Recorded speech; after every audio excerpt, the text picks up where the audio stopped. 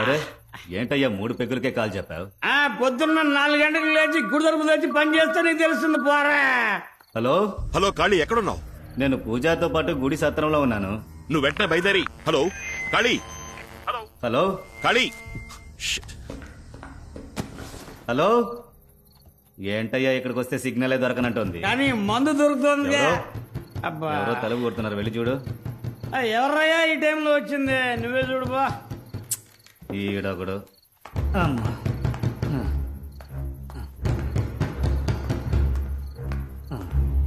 ఉండండి, వస్తున్నాను. ఓ దెబ్బ దెబ్బ బాధేస్తున్నారు. ఎవరు కనపడడం లేదు. ఎవరో తలుపు కొట్టింది?